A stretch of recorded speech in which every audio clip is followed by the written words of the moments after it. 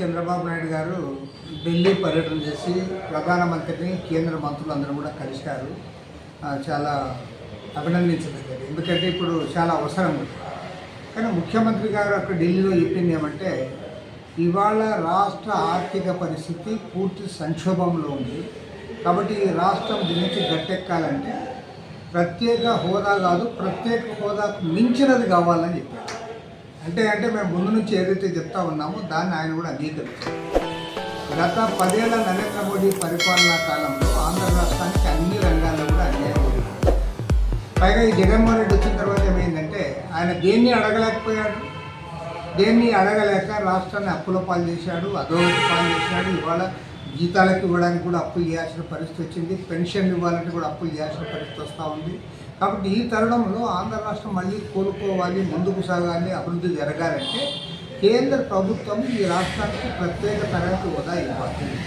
ఇవాళ బీహార్ రాష్ట్రానికి అక్కడున్న ముఖ్యమంత్రి నితీష్ కుమార్ గారు ప్రత్యేక హోదా అడుగుతూ ఉన్నారు. అదేవిధంగా మన ఆంధ్ర రాష్ట్రానికి గతంలో సాక్షాత్తు పార్లమెంట్లో ఆనాటి ప్రధాని మన్మోహన్ సింగ్ గారు చెప్పిన తర్వాత మరి నెక్స్ట్ బీజేపీ గవర్నమెంట్ వచ్చింది, మోడీ ప్రైమ్ మినిస్టర్ అయ్యాడు. ఈ 10 ఏళ్లలో ప్రత్యేక హోదా ఇవ్వలే, ప్యాకేజ్ ఇవ్వలే, నిధులు ఇవ్వలే, అన్ని రంగాల్లో పూర్తిగా అన్యాయం జరిగింది.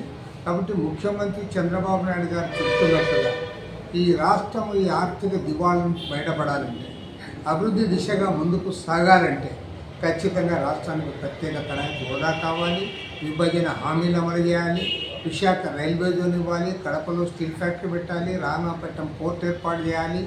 అదేవిధంగా వెనకబడిన ఉత్తరాంధ్ర రాయలసీమకు నిధులు మంజూరు చేయాల్సిన బాధ్యత. నిధులు అంటే ఏదో ముష్టి 10 కోట్లు, 20 కోట్లు, 50 కోట్లు కాదు, ఖచ్చితంగా బుందేల్ఖండ్ తరహా ప్యాకేజ్ ఇవ్వాలని కూడా మేము కోరుతాము. కాబట్టి ఏమంటే ఆ దిశగా ముఖ్యమంత్రి గారు కేంద్ర ప్రభుత్వమైన ఒత్తిడి పెంచాలని, అందుకు అనుగుణంగా అన్ని రాజకీయ పార్టీలు కూడా విత్ వన్ వాయిస్ కేంద్రం మీద ఒత్తిడి పెంచాలని కోరుతున్నాం. ఇక రెండవ ముఖ్యమైన అంశం, ఇవాళ హైదరాబాద్లో మన 2 తెలుగు రాష్ట్రాల ముఖ్యమంత్రులు రేవంత్ రెడ్డి గారు, చంద్రబాబు నాయుడు గారు సమావేశం అవుతూ ఉన్నారు. సమావేశంలో చర్చించే అంశాలపైన ఎలాంటి గోప్యత పాటించాల్సిన అవసరం ఉంది.